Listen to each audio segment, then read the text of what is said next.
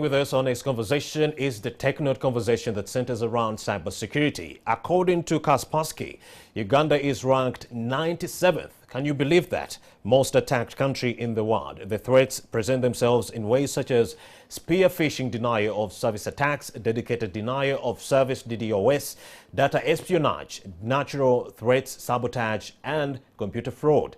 And the most recent case we saw is a DFCU employee who reportedly siphoned money from the customer accounts. To talk to us about this and more, we have Judith Malemo. She's a cybersecurity expert who is the CEO of Risk Imperium. That is a UK-Ugandan-based company, and she's also the former vice president in charge of ICT at Barclays. How are you, Judith? How are you doing? You're in the United Kingdom. I was going to say very good morning, but because of the difference in the time zones, how are you doing?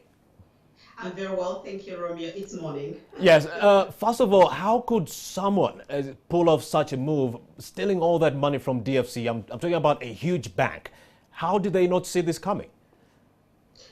Well, the challenge is, when you're dealing with insider threat, banks have a much harder job to deal with them. It's harder to protect someone from getting into your house than protect them once they've been authorized to get in, and than protect what it is that they get to do. So I think the challenge is that, first of all, the insiders, the employees, use exactly the same privileges, the same processes, the same authorization they have to the systems to perform their jobs, to actually conduct these fraudulent acts. So it becomes extremely difficult to detect. Employees are performing, thousands of transactions in a day, per day. And also the challenge that we see is that banks are not taking the time to actually, conduct ledger activity reviews for them to understand or detect most of these frauds. So I think the reason it's happened for so long is simply because they just haven't been doing the reviews that they're supposed to be doing, or they're not having the right tools in place to actually first prevent the frauds from happening, but also to detect when they do happen. So that, I think, is the challenge. From your experience, Judith, how often do such things happen? They've been happening, I think, since time immemorial. Banks, when you talk about fraud, so in this case, we've seen an employee siphoning money out of customers' accounts. This happens, and it happens, I think, a lot. The reason we don't hear so much about it is, I think, when you compare with credit and debit card fraud, that in itself is, the money is is so much higher.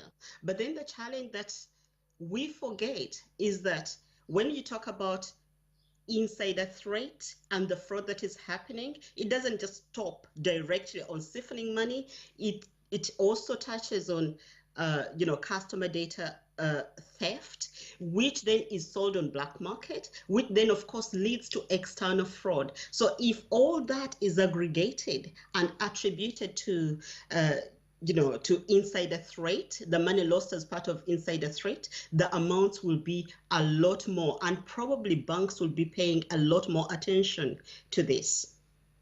Banks do to reduce the risk of these employees actually siphoning off billions of money from customers? Sorry, say that again. Yes, what can banks do to reduce the risk of employees siphoning customers' money?